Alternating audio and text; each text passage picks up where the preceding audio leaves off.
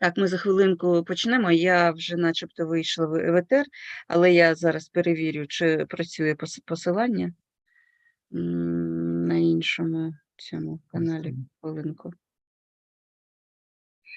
Зайди на мій канал і подивись, будь ласка.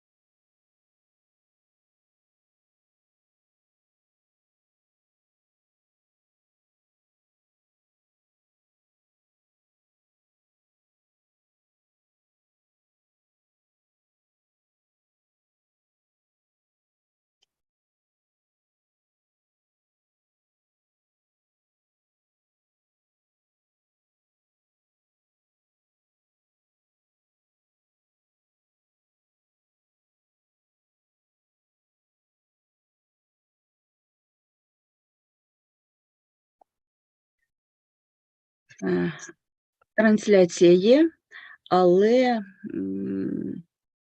я не можу позбавитися відлуння. Зараз хвилинку.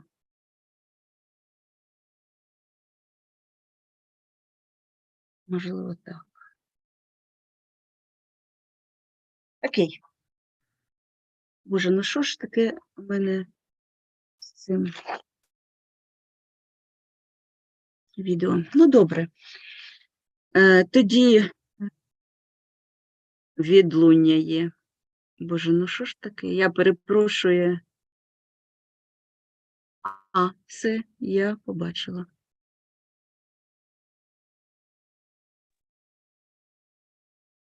Це дуже неприємно, коли мене так дивно записує цей.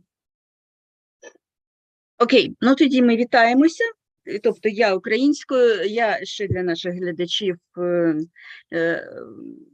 озвучу, що ми сьогодні, у нас така унікальна можливість поспілкуватися з істориком релігії та наразі вже незалежним дослідником буддизму Ваджраяни.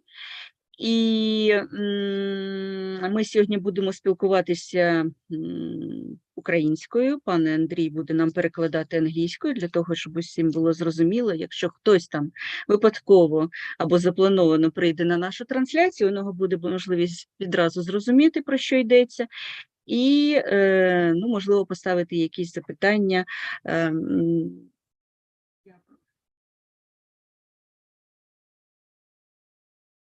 Якщо там будуть питання, ти мені їх покажеш.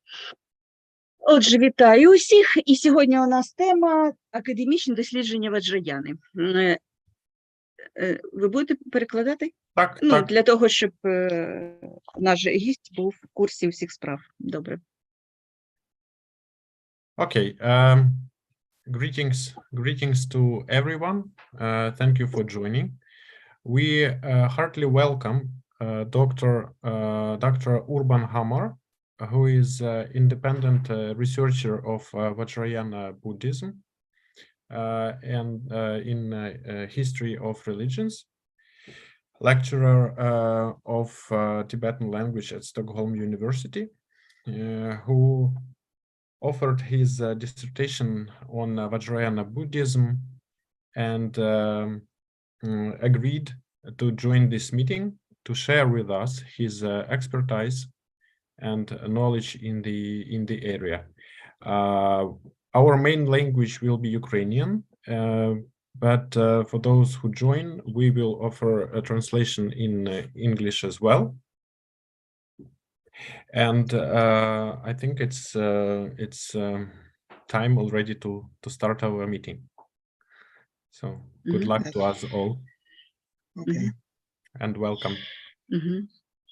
Дорогі пане професоре, у мене, ми підготували певний пул питань, і для того, щоб наше інтерв'ю було структурованим. І перше питання, яке я б хотіла поставити, чому саме ви зацікавились Ваджраяною, можливо, навіть як це відбулося, якщо цим можна поділитися, і чому ви обрали цю тему для свого власного дослідження, дисертаційного дослідження? Okay, then for the beginning, just to set a certain structure for our meeting, I would like to ask dear Dr. Hammar, why and how did he get interested in the topic of Vajrayana Buddhism while starting and doing his doctoral dissertation? What was the primary interest or start? Yes, okay. Yes, it was like that I have done my Tibetological studies in the University of Paris in the 70s. So I made 3 years of study Tibetan studies and language and civilization. And actually, when I was there, no one told me, there was no question about the Kālacakra Tantra. I didn't know much about it. Of course, I knew the name of the Tantra, but the studies was not in that direction. Then I learned enough Tibetan to get to study texts for myself. And I also attended a Kālacakra initiation in Stockholm. And that was with the Rinpoche from the Karmapa school. Yeah. And then I realized and I started reading about the Kālacakra Tantra. And I realized that was a very complicated, very big issue. And that interested me because it was very complicated. So, and I read some things about it, and in that time in the 80s, there was not so much research done, academic research done on the Kālacakra Tantra. So that's why I started interest, yes. Доктор Гамар розповідає, що його інтерес почався на тлі його тибетологічних досліджень, які він проводив ще в 70-ті в університеті Парижу. І ще тоді він звернув увагу на те, що він лише чув таку назву тантри, як Kālacakra, але не отримував, не було достатньо інформації так для нього, щоб вивчати цю тему. І тільки пізніше, коли він вже вийшов на достатній рівень володіння тибетською мовою, щоб опанувати певні тексти для себе, для своїх досліджень, і отримав посвяту в Kālacakra тантру в Стокгольмі від традиції Кармапи. Калорінпочі. Так, то тільки у 80-ті він почав це дослідження з тим розумінням, що це надзвичайно складна і така глибинна тема для дослідження. І я трошки відійду від нашого переліку питань, таке невеличке додаткове питання задам.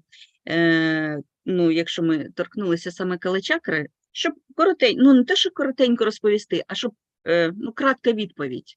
Чи вважає, просто мені цікавить без обґрунтування, мене цікавить, чи пан доктор Урбан Hammar вважає Kālacakra тантру або будь-яку тантру, буддійську тантру, як він може кваліфікувати цей текст, ці тексти? Що це таке? Це філософія, це містика, це історія, чи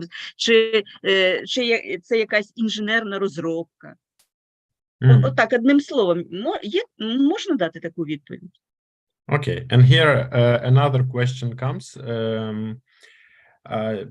Just as an instant, as a reaction to your short story about your start, how would you describe or qualify the texts of the textual corpus of Kālacakra in few words, without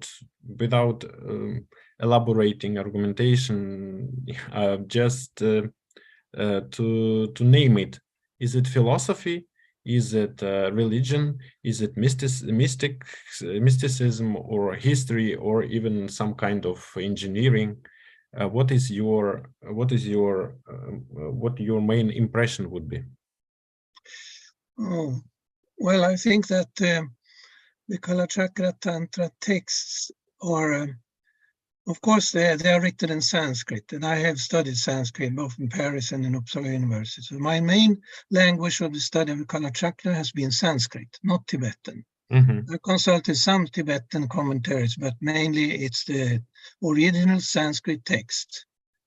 Because as a researcher, you have to go to the original text, and they are in Sanskrit. And I think that these texts are, they are, of course, they are in some way, yes, they are philosophical, because they treat a lot of philosophy of Buddhism. They are also, of course, ritual texts used in the initiation rituals and the Abhisheka Sanskrit, the rituals, initiation rites. And that is also that kind of texts. And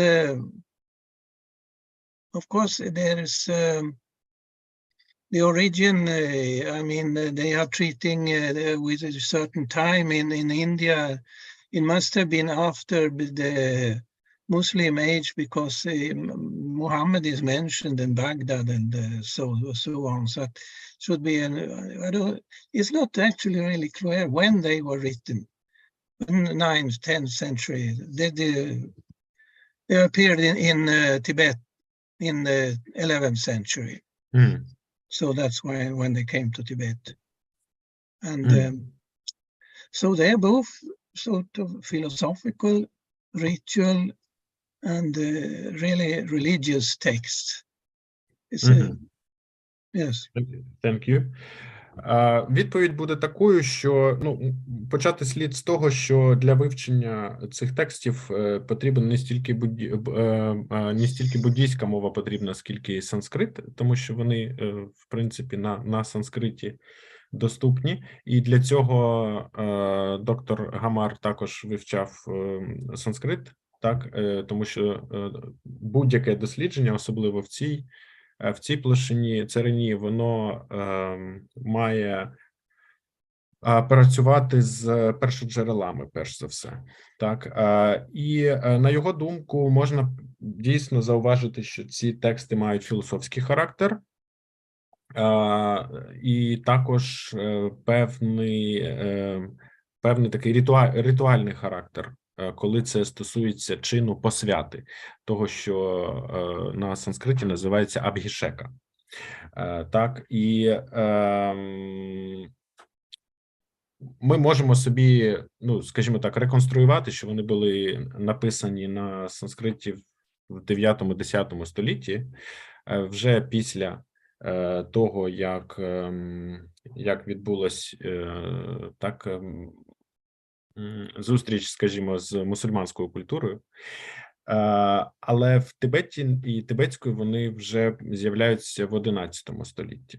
Тож, якщо так поверхнево так зробити резюме, то так, це філософські тексти, це ритуальні тексти, які встановлюють чин для посвяти, і дійсно це певною мірою релігійні тексти. Угу. Ну, і тоді плавно ми переходимо к наступному питанню. Якщо це філософські тексти, я розумію, як їх досліджувати академічним чином.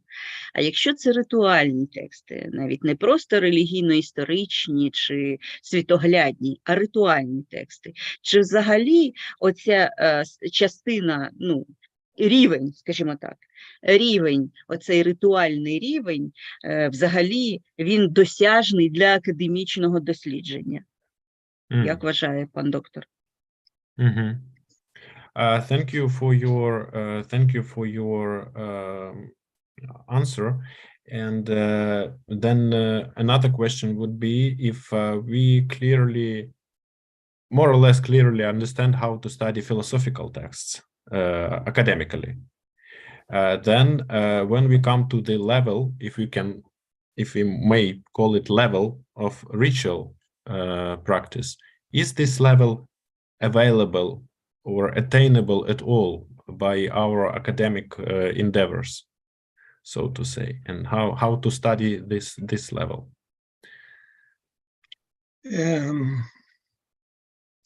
I would say it's completely possible to study the text and try to find out the philosophical basis of the text, because we can study other Indian texts in this connection, and it has always been done academically, and the Kālacakra is another Indian tantric text. You have a lot of them that can be studied and understood in some way, the Guhyasamaja Tantra and Vajra Tantra, for example. I would say also that, of course, you can say that these texts also are sort of practical, mystical texts, because the goal of studying the text is to practice the sixfold yoga, the Shadanga yoga. And that should be practiced, and then you can reach the mystical level with you have in all Buddhism, to union with the absolute, or what we can call it, nirvana. And this is always the same goal. And that can be reached by practicing the text of Shadanga Yoga, which is presented, especially in the 5th chapter of the Kālacakra Tantra, both the basic text and then the Vimalaprabha commentary. And the basic text can hardly be understood without the commentary. And they have been always used together in Tibet and also in the beginning in the Indian tradition, in the University of Nalanda and Vikramashila, for example. Thank you. Так, професор зауважує, що дійсно ми можемо вивчати його як суто філософський текст, як і будь-які інші індійські тексти, до яких він належить, в принципі. Але ми також розуміємо, що головний намір цього тексту, або ціль взагалі вивчення цього тексту є опанування або практика шістки йоги, так, або шісткової йоги, тобто йоги, яка складається з 6 частин, шаданга йога. Шестишаблева. Так, шестишаблева. І вона викладається саме в 5-му розділі Kālacakra тантри, і досліджувати її без практики неможливо, і особливо читати цей текст без коментаря теж майже це надважка задача, тому він завжди йде у супровіді коментаря Вімалапрабхи, як ми бачимо в будь-якій традиції, тобто Kālacakra Тантра, Раджа і Вімалапрабха, вони йдуть разом. Що ми можемо спостерігати, наприклад, на досвіді таких університетів, як Налада, так, і ще один університет він називав, я його не зафіксував. Тобто, як я зрозуміла, ми маємо опанувати зовнішній контекст, текстову традицію, наприклад, так? чи будь-яку традицію, в якій цей тантричний текст, до якій він належить. І внутрішній контекст мається на увазі, тобто власна практика. Ну, я не знаю, це переспросити треба чи не треба, ну, тобто я зрозуміла його, я так зрозуміла його відповідь. І тоді, плавно, якщо перейти к наступному питанню, тобто він може стверджувати, що та посвята, яку він отримав у Кали Рінпоче, допомогла йому в дослідженні цього тексту, тексту Калачакра Тантри. Чи правильно я зрозуміла? So we might say that we talk about two contexts, so to say. Yeah, external context is that of history, philosophy, religion of those times. Yes, and the internal context is more practice-based. Власний досвід. Yeah, that is based on one's own experience of getting this abhisheka. Would you say then that your own initiation, Kālacakra initiation that you got helped you to research and to discover the senses of this text? Yes, I have been. I also was present in the Kālacakra initiation in Recon by the Dalai Lama. That was in the 80s. And the latest one, I was there in the year of 2006 in Amaravati with the Dalai Lama, where about 100,000 people did. And so this three initiation I have been present. I can say that it has helped me understand something, but as I cannot say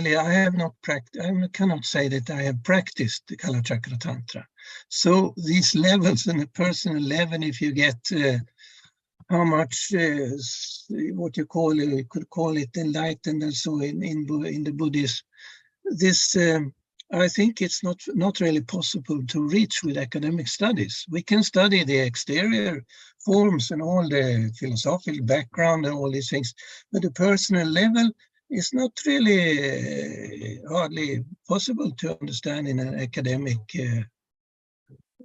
context, dissertations. That's very difficult. Так, він дійсно отримав, доктор Хамар дійсно отримав ініціацію, і не тільки в той раз, про який він розповідав, а він ще двічі був присутній при ініціації, включно з ініціацією публічною 2006 року, так, де було багато тисяч присутніх. Проте він не може назвати себе, він дещо усвідомив, так, під час цих подій, але він, якщо щиро, він не може назвати себе практиком. І так, він погоджується, що ми можемо вивчати зовнішній контекст цих текстів, але без особистого досвіду і особистої практики, той рівень, про який ми кажемо, тобто ритуальний, він недосяжний академічними інструментами. Ну, це супер висновок, дуже важливий висновок, мені видається. Тобто він дає нам можливість усвідомити обмеження певного методу дослідження. Ну, це дуже важливо, мені видається, що це зауваження дуже важливе. It looks like your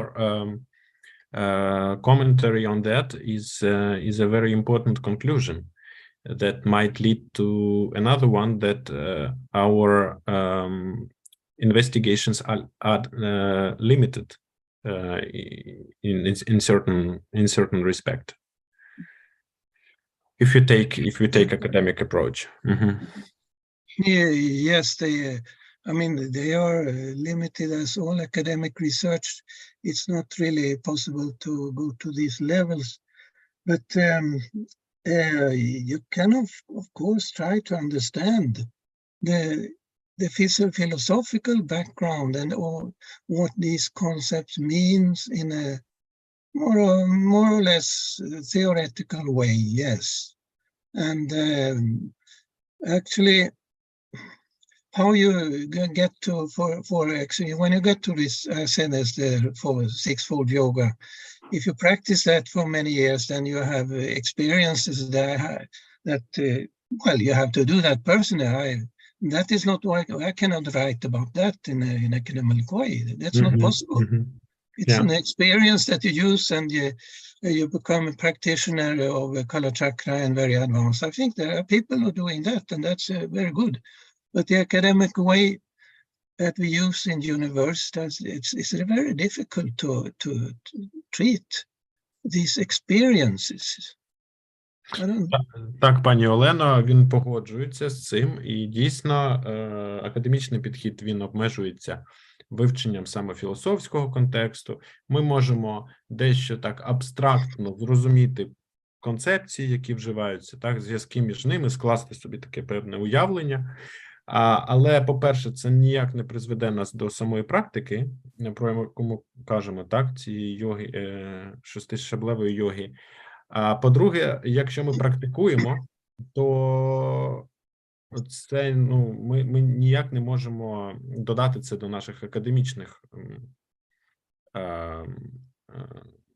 досліджень, так, або зробити свій досвід частиною аргументації і так далі. Тобто, звісно, якщо хтось практикує це багато років, то це супер, так, але при цьому академічний бік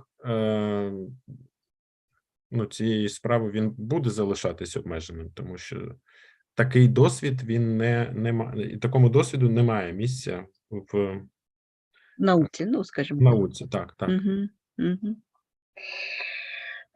І тепер у мене таке наступне питання, але я не впевнена, чи можемо ми це обговорювати, тому задам ще таке попереднє питання.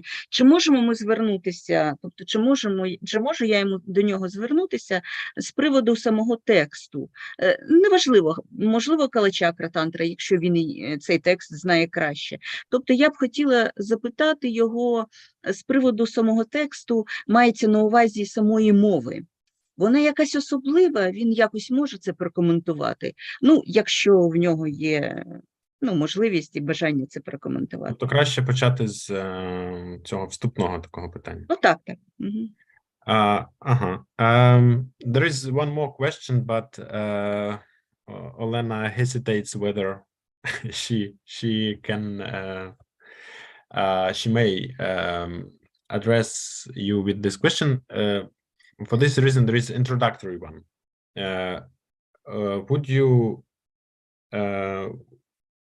Would you be kind to comment if we asked you about the peculiarities or features of the text in terms of language? Does it have any speciality, special character, or how would you qualify the language of these texts? Yes. Would you like to comment on that? If not, then we could proceed to other questions. But if yes, I could comment a little bit on that, because I have discussed this with where I had a very, especially one professor and another person in the Indological Department of Indology in Uppsala University, who knew Sanskrit very well. And my professor there, he worked with the translations from Sanskrit to Tibetan in the 8th, 9th, 10th century. That was his dissertation in the 1950s. So he knew very well the language of this type of text. And the Sanskrit of the Kālacakra text is not really classical Sanskrit as you would have from the the grammars from Panini's grammar, for example, Panini's grammar of Sanskrit, which is the classical Sanskrit. It varies a bit, and so this language is more of the Sanskrit of the later Indian philosopher from the, you can say, from the 5th up to the 9th, 10th century in India. So it's a little bit different, but the language is not as someone said, tried to put it as it is bad Sanskrit, but it is not bad Sanskrit. They have just spent some special formulas and these things. There is perhaps the best special researcher just now is Professor John Newman in Florida. I know him. He was when I was defending my dissertation, he was the opponent. So yeah, I met him in Stockholm when I did that. And his doctoral dissertation, which has not been published as a really book, but you can get it from the UMI and, the dissertation in the United States. So I have it and I have studied it a lot. And it is still one of the best introductions to Kālacakra, his books, John Newman. And then you have Vesna Wallace, of course, Suhamin and some other people. These two, I think, are the best. Anyway, he studied also the language, and no, I think it's okay, Sanskrit. They have some specialities, but it's not badly written in Sanskrit. No. Okay, I will translate this part, and we'll come back with my own question also as an amateur in Panini's grammar. Так, доктор Гамар каже, що він мав консультації з колегою в університеті Упсали, який саме був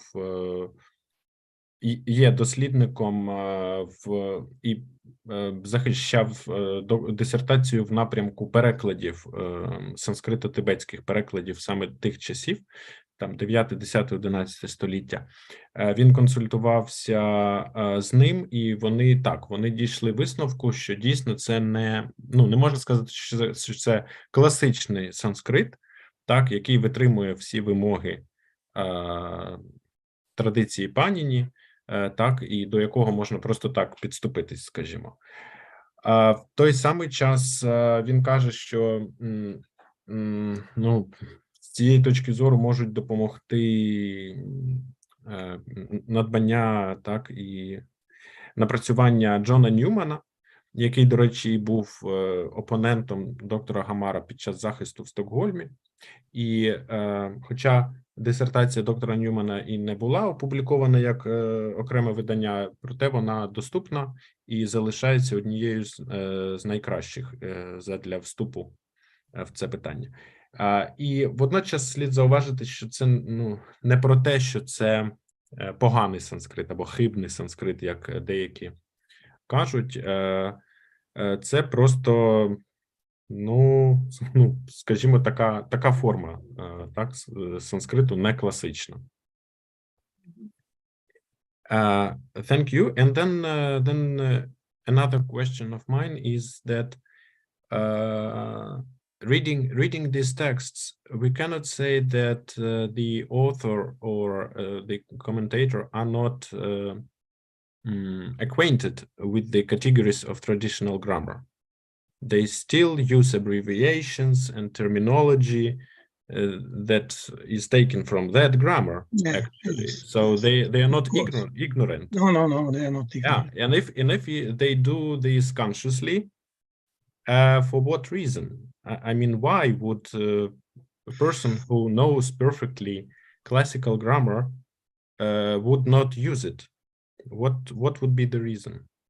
Oh, now you put a difficult question. I'm not sure I can answer that question, why there are some variations. But if you take these texts are written a very long time after the classical Sanskrit of Panini, as you know. So I suppose they just use a language which was more sort of, you have this Common language, you mean? yes, you have this I have the Edgerton grammar and lexicon of, you know, the hybrid Sanskrit. But I'm not so good linguist to be really understand all these things. But I think it's not really this Buddhist hybrid grammar Sanskrit either. So I don't know why they didn't, why they made some special variation of Sanskrit. I cannot really answer that. Thank you. Yes, it's a difficult question indeed, because we worked on it more than for 1 year, but it's still you have it, yes. enigma. Very interesting, yes. Моїм питанням було, що разом з тим ми спостерігаємо, що і автор, і коментатор, ну, Калачакра Тантра Раджі і Вімала-Прабхі, вони знають терміни граматики Паніні, вони вживають скорочення, вони вживають термінологію, тобто вони не те, що вони просто не в курсі, як. Так? Тому, якщо вони роблять це свідомо, а доктор Хамар з цим погодився, то з якою ціллю, навіщо? Так, і він каже, що так, дійсно є дослідження так званого гібридного санскриту, буддійського санскриту, який не відповідає класичним нормам.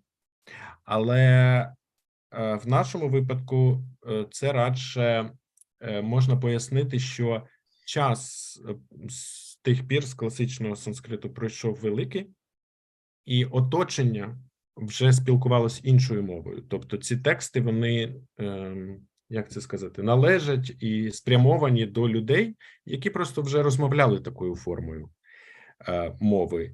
І тому тексти такою мовою і сформовані. Тобто він не бачить в цьому якогось підтексту, так, скажімо, або такого якогось хитрого наміру. Намір, можливо, все ж таки був, тому що я думаю, що буддисти конкурували з брахманами, ми, які розмовляли, я так розумію, на класичному санскриті. Я думаю, що все одно щось таке політичне, якесь фльор був цього питання. Olena comments that the reason might be this controversy with Brahmanism, that still used correct, highly developed language, and it might influence also intentions of the Kālacakra Tantra Raja author, yes, and Vimala-Prabha author to demonstrate, for example, that their ideas are not dependable on perfect grammar, for example, but who knows? І ще одне зауваження, просто, що якщо можливо, це я так гіпотетично, якщо можливо порівняти тексти, тантричні тексти кашмирського шиваїзму, можливо, ми там, тобто, такий же там санскрит, тобто дійсно це такий загальний фон іншого санскриту. Я ж про те і кажу. А якщо відрізняється, то це якась особливість. Це якась особливість, яка взагалі була притаманна буддизму, який від самого початку він не відмежовувався від пракритів взагалі. Від практики? Пракритів. Тобто він від сленгів, оцих і діалектів, від пракритів. Пракритів. Olena mentions that at the same time texts of Kashmir Shivaism were created, and their grammar and syntax is very elaborated and highly distinguished. So the reason might be not that the context was of such kind, but that maybe it was a certain Buddhist position not to get distinguished from prakritis of those times. Yeah, So- Prakritis. Mhm. Yeah, yes, it could be. Yeah, Mhm. Thank you. Ага, okay. окей. І тоді наступне запитання. Якщо це такий, ну, скажімо так, гібридний, зупинимося на цьому визначенні, гібридний санскрит, і навіть не просто Він не гібрид. каже, що це гібрид. Ну, він каже, що ну це добре, інша ну не традиція. гібридний. Ну, добре, ну як його назвати? Commonwealth. Commonwealth Sanskrit, so to say. Ну, добре, окей. Якщо такий особливий санскрит, який використовується в Калачакра тантрі. І судячи з його статей, з якими я знайомилась, ну, доктора Гаммара, я розумію, що він знайомий з роботами і Весни Волес, ну, і Джона Німана, якого ми вже сьогодні згадували, і Джинсін Андерсен, і Весни Волес, і інших. І в мене тоді таке запитання. Коли він знайомився з їх дослідженнями і перекладами, чи стикався він з тими місцями, де він не погоджувався з тим, як його колеги, я персонально не прошу нікого називати, але в мене таке питання. Тобто, чи він сам знаходив в їх дослідженнях такі місця, такі слова чи такі фрази, з якими він не міг погодитися, з перекладом чи інтерпретацією яких він не міг погодитися. І у мене наступне запитання, якщо такі місця є, і якщо такі місця були, то чи взагалі можна знайти якийсь консенсус в перекладі таких складних місць в тексті? І як домовитися? Yeah, the question is the following, that Olena says that you should have seen and studied, you mentioned yourself, the translations and researches by John Newman, Vesna Wallace, and other researchers. Have you ever met in their versions of this text or their interpretations of this text instance or places with which you wouldn't agree fully on the basis of your own research or interpretation? And if yes, what would be the benchmark or the standard, the watermark to solve such discrepancies? I cannot, I cannot say that I have, especially, I think it's like that. For example, I can, Vesna Wallace and also Dr. Professor Newman as, you have, no, I would put it this way. You have a level of microcosmos and macrocosmos in the Kālacakra Tantra. And on the microcosmic level, it's evident that, as Vesna Wallace put it, the Ādibuddha, we haven't reached that, but I have to take it up now.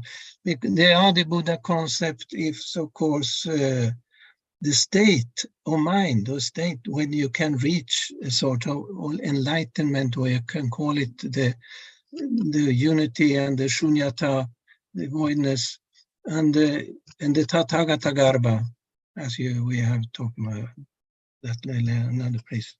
And that is, of course, that is absolutely good. I have nothing to say. I think that's we have many occasions of the micro and macrocosmic contexts in the Kālacakra Tantra. And that is, for example, that the famous war, the kings of Shambhala, the Shambhala that are coming, and the 24th king will come and save the world, and in some way, what is presented as an event in the external world in the first chapter of Kālacakra Tantra. Then well, I'd say nothing, because if it's going to happen or not, that's not my point. But it's presented like that.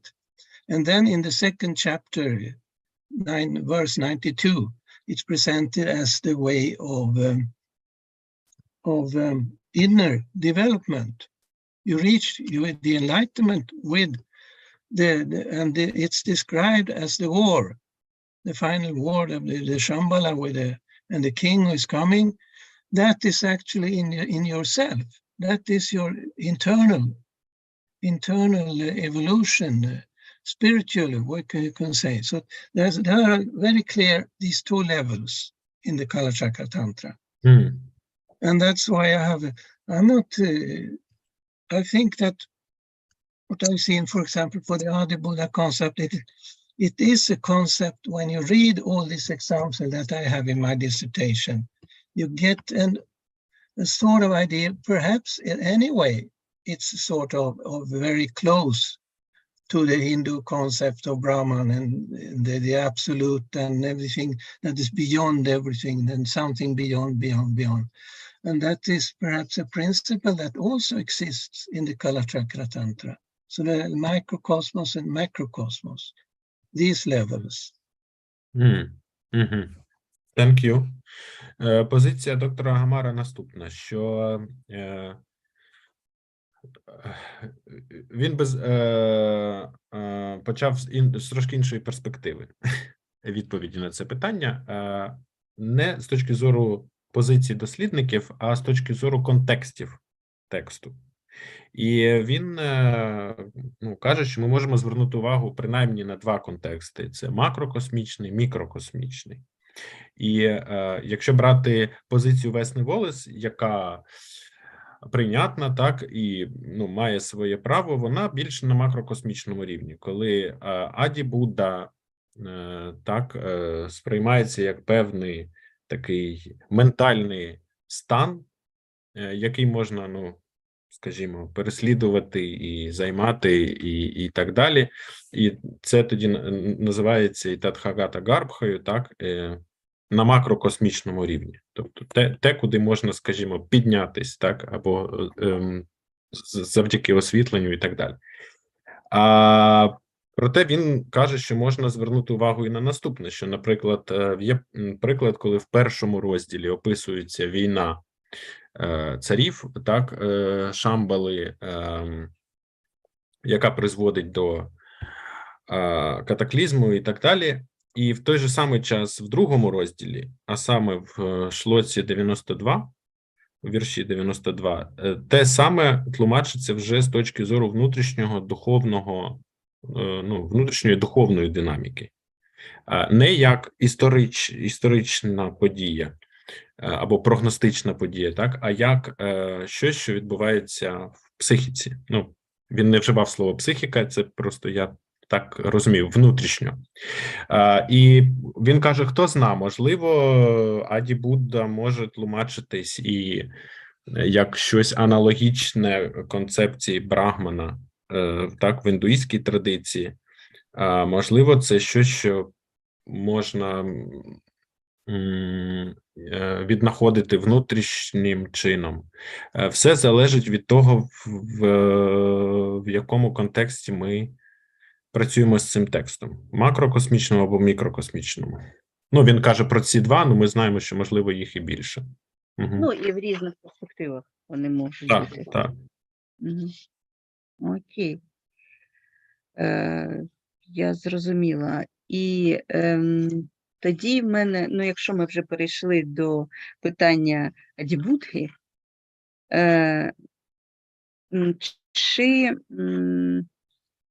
скажімо так, тобто чи не стикаємося ми з тим, тому що насправді це така дуже, взагалі, я думаю, що це неможливо назвати концептом Ādibudha. Тобто мені видається, що це просто як назва чогось, чогось, а невідомо чогось. Напрям. Ну так, тобто, ну, тому що якщо це концепція, то це вже досліджується. А якщо це досліджується інструментально, ну, і не знаю, я не впевнена, що воно може бути, може мати стосунок до якоїсь абсолютної істини. Ну, не будемо в такі філософські дебрі заходити. У мене питання про Ādibudhu. Чи в цій концепції, чи не наражаємося ми на небезпеку протлумачити Ādibudhu як атмана, тим самим, зрадивши буддійську антикреаціоністську ідею взагалі? Зараз, якщо ж так. Окей. Dear Dr. Hammar, since we mentioned Ādibuddha, Olena says that she would hesitate to call it concept, because as soon as we get concept, we can research it, yes, analyze it somehow. So maybe it's easy, it would be easier just to pose it somehow as a certain direction, for our thinking or movement. The question is as the following: do you find it dangerous at some point to make Ādibuddha too close to Atman, and in such way to contradict, so to say, the main idea of Buddhism, that is not Anatmavada, for example. Так, який that is Anatmavada in essence, yes, and that is anti-creationist, so to say. Yes.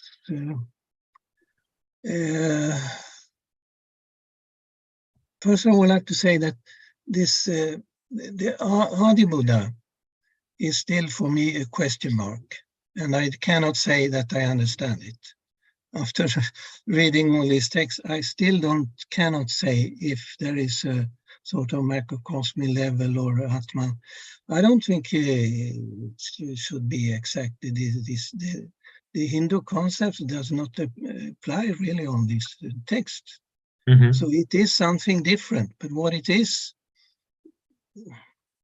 difficult to know actually what it is. I cannot say that.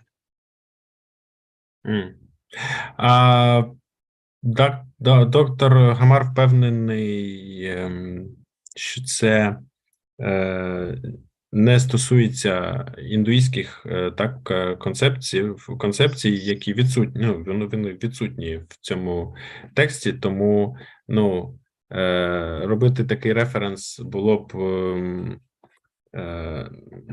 як це сказати, не обережно, але проте він не може сказати, що таке, або хто такий Ādibudda на будь-якому рівні, макрокосмічному, мікрокосмічному, тобто для нього це великий знак питання. Він не може коментувати. Я розумію, але чи правильно я розумію, що якимось косвіним, я не знаю, як це чином, як це українською сказати, що не directly, а в обход чогось. Kālacakra нам дає опис Ādibudhi. Тобто вона, можливо, не на кшталт там якийсь там метафор чи епітетів, тобто вона ж все одно якимось чином, я ж читала його роботу, вона якимось чином, Kālacakra, вона вводить це слово, я навіть не кажу, що концепт, це поняття, чи це слово, вона у вжиток вводить, що щось є, і оце щось, із чого все, начебто, от так. І тоді я б хотіла запитати, якщо пан доктор зможе це прокоментувати, тому що я побачила цей термін, він для мене був взагалі дуже новий, niranvaya. Якщо ми не торкаємося Адібудги, то чи може він прокоментувати саме оцей аспект Адібудги, який називається niranvaya? And still, whether we know or not what Ādibuddha is or who Ādibuddha is, still it is introduced at least as a word. Yeah, and Kālacakra Tantra texts describes it indirectly, metaphorically, but still we get the impression that it is introduced and somehow described. So in this respect, could you please make your comment or share your vision on such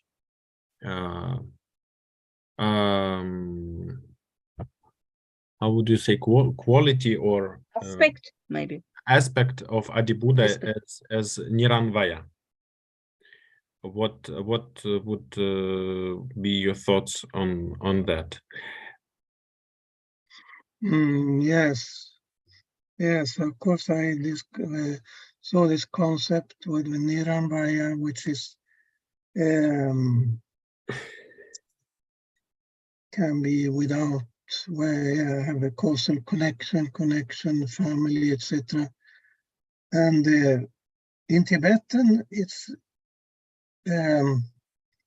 also interesting. It's translated as gyume, without cause, in the Manjushri Namasangiti, where it is introduced for the first time in connection with the Ādibuddha concept, which is for the first time mentioned in the Manjushri Namasangiti, as you know. And then it's translated rigme, without family, or family, retinue, something like that, in the Kālacakra text. So anyway, it should be that it's something that, so to say, stands alone. I know.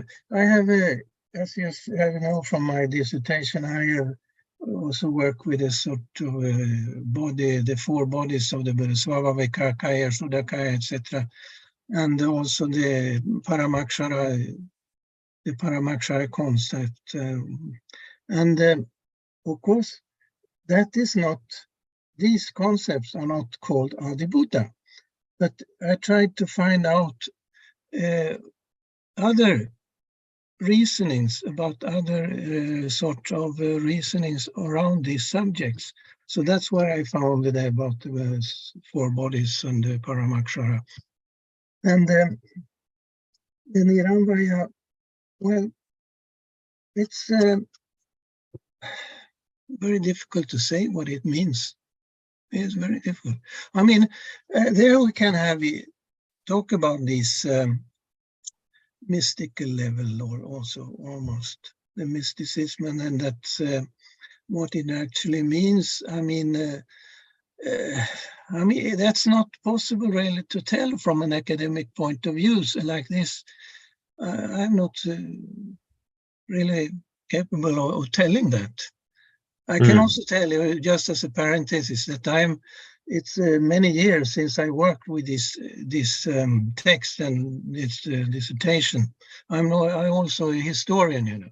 So I'm working with Tibetan texts on the history of Kālacakra Tantra from the 13th century, 14th century, where I found texts who made the transition, the traditional way of bringing the Kālacakra in which schools and all these things, so who were the masters, and that's what I'm working with now, and the more historical aspect. So I haven't worked with this philosophical aspect actually much more since I wrote these articles that was published in the Dalai Lama book in 2009. I think that was the last time I wrote about this. So I'm really not capable of solving this problem. And I have not tried. Later years, I have not even tried. Yes. It's very Thank you. difficult. Thank you. Yeah. Thank you. And the goal, as you say, I already said about the yoga, the Shadanga yoga, and of course the chakras. There's a long description how that should be done in the chapter 5 now, the Kālacakra Tantra. And the chapter 5 of Kālacakra Tantra is less worked with an academic way.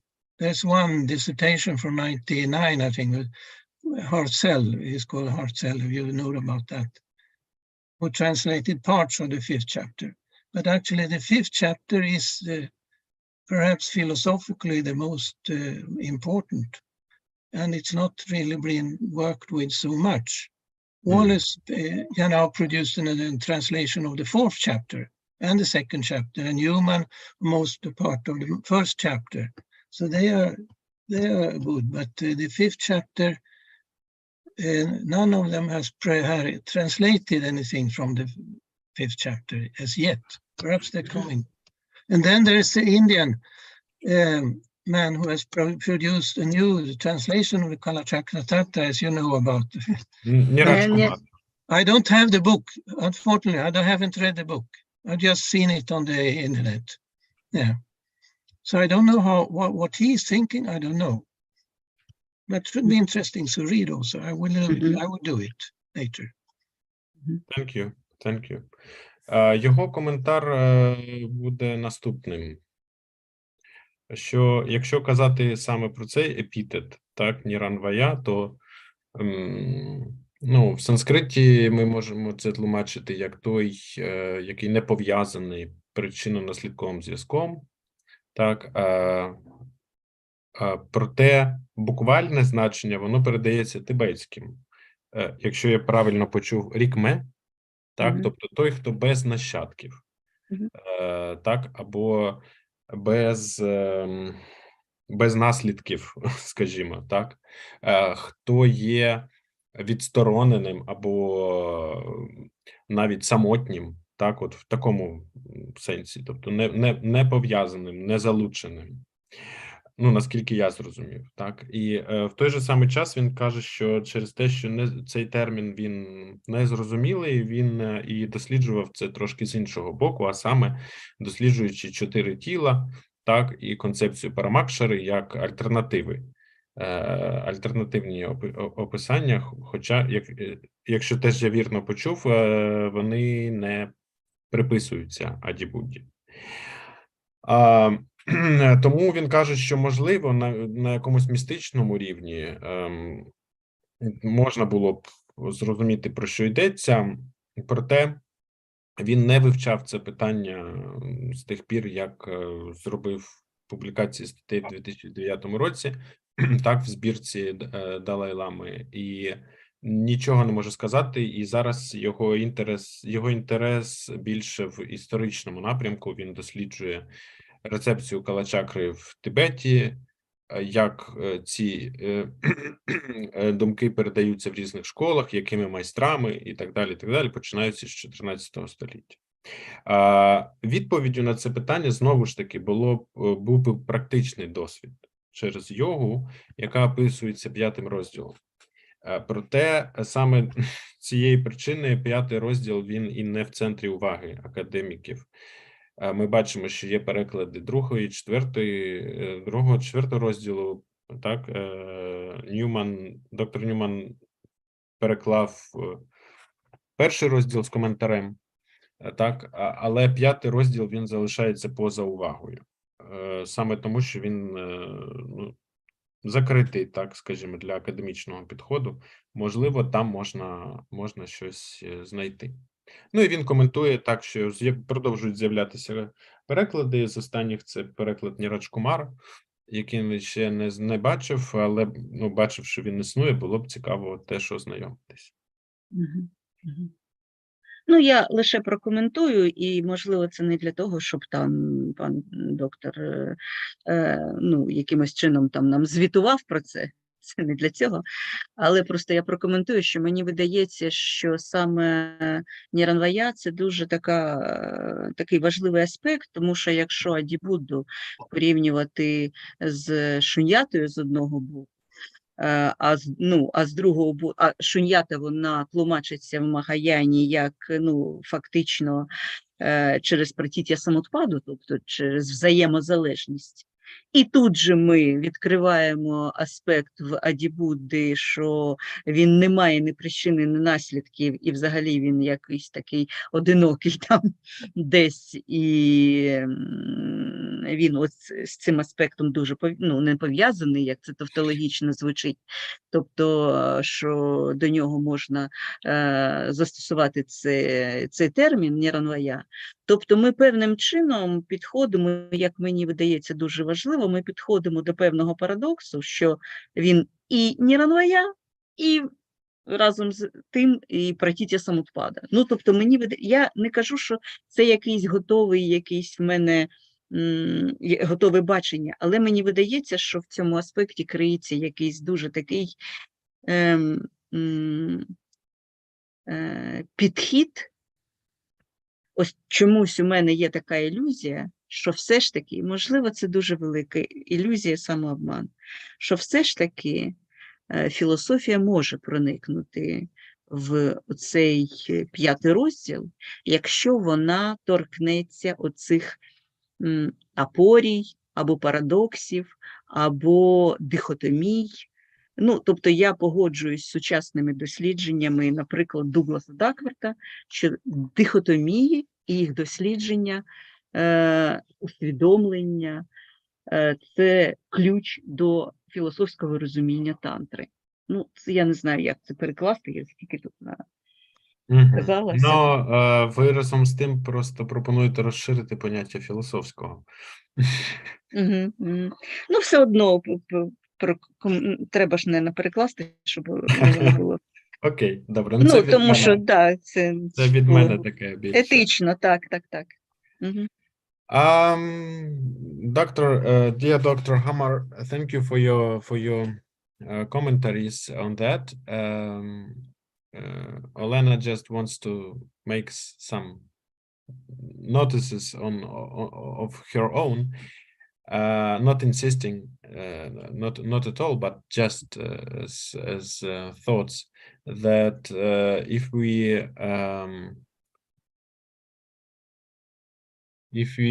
suppose that Ādibuddha is somehow connected with the notion of shunyatita, and in як ця традиція? Я Пратітя самотпада. Так, але традиція Mahayana. Mahayana. І that Shunyatita in Mahayana is interpreted more like Pratitya Samutpada, that might be translated as somehow co-conditioned. Yeah. So why don't we take both these notions of independency or being alone and being co-conditioned at once to allow kind of paradox. And here Olena refers to the findings of Douglas Duckworth, and and supposes that if we allow paradoxes and aporias, then maybe the fifth chapter will be available for more philosophical approach as a result. To which my reaction was that then we have to extend the area of philosophical to include it. But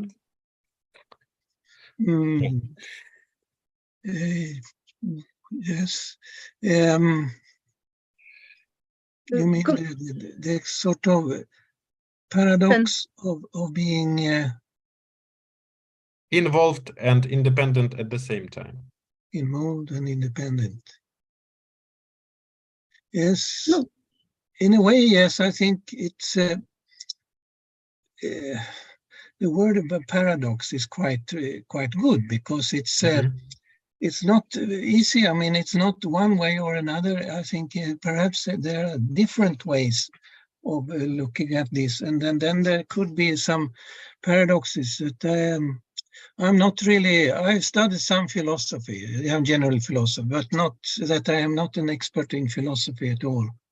More of a historian than a philosopher. Мгм. So I don't know. I cannot really answer that. I don't know. Ну, це не було питання, це, ну, щоб... Так, я сказав, що це був коментар, але він каже, що можливо, Мгм. слово парадокс, чому Yeah. ні, але він не може сказати Мгм.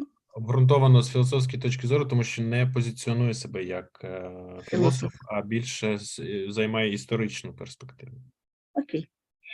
Ну, ми наблизились до кінця, і останнє, що я з якимось, ну, побажанням хотіла би, ну, подякувати пану доктору, але я хотіла би, щоб він якісь, можливо, сформулював, ну, або побажав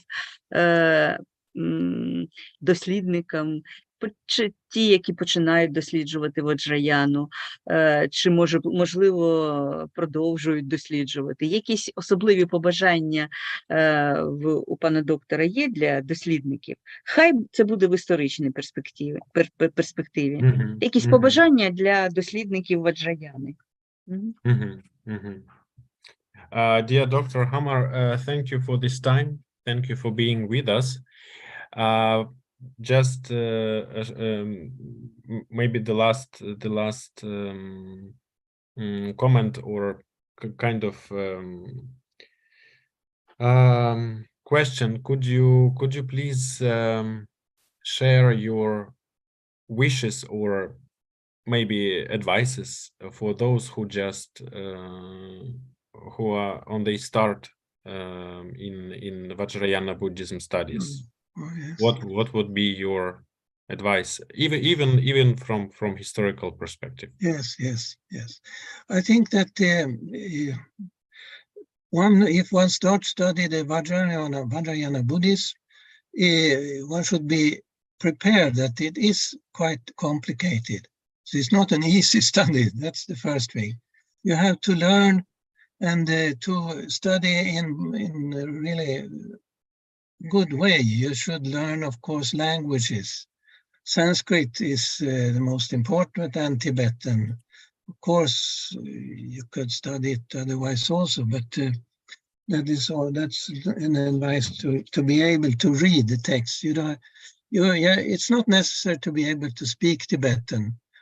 I've tried that. I've done it. I'm not so good at speaking. I really read text in Tibetan, and that's good. But speaking Tibetan, it's even more difficult. And Sanskrit, of course, is not question of speaking Sanskrit. So that's we don't have to do that. But you have to learn and study these things, these texts, and the Vajrayana Buddhism. I think it's very important to study. And as I am of the generation who actually were, among many others, starting to study more of the Vajrayana Buddhism, because there are, for example, my professor in Indology in Uppsala University, he's very good. Nils Simonsson, he wrote this about the translation and things like that. And he was a very good specialist on Sankhya, for example. But he didn't want to even read the tantric text, the Vajrayana text, because there is a sort of a preconception in older generations that the tantric Vajrayana texts are a sort of the lower level. I mean, it was that the Indian philosophy went down with the Vajrayana and tantric text, so they didn't even want to study that. And I think that mentality has changed very much. So now it's a very serious study to study Vajrayana. And of course, it's all these, it's based on these things of the body, the chakra system, all these things that you have in the Vajrayana system that is very interesting also on a personal level and on an outer level. You can study both of them. And then but it's necessary to realize that it's not easy to study this. And of course, you must have a basic concept of Mahayana Buddhism and before you start also. Oh, okay. Yeah. Thank you. Ну, такими порадами, так або побажаннями доктора Гамара, перш за все, буде усвідомлювати складність, так, цієї царини. По-друге, усвідомлювати важливість знання мов тибетської, санскриту. Вистачить для того, щоб читати тексти, не обов'язково розмовляти. І доктор Хамар каже, що так, у нього був досвід розмовної тибетської, але це не обов'язково, принаймні, щоб були доступні першоджерела. По-третє, це розуміти, що актуальність цих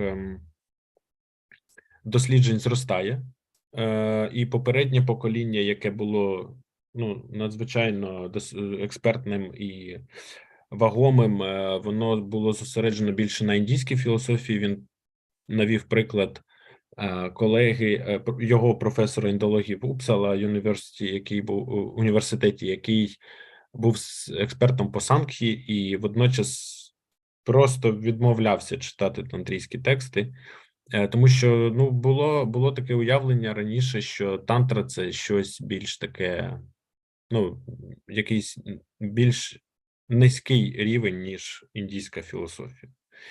Зараз ситуація змінюється, і це вже стає навпаки. Ми усвідомлюємо так, що це більше як результат певного руху думки і традиції. І по-четверте, це те, що все те, що стосується і тіла, і практики, і чакральної системи, і так далі, воно, звісно, буде відгукуватися особистісно, і тому інтерес буде не тільки абстрактний, так, а він буде стосуватися власного життя, власного досвіду. Такі перспективи. Так, і він казав, що змінює робота з цим, змінює ментальність людини.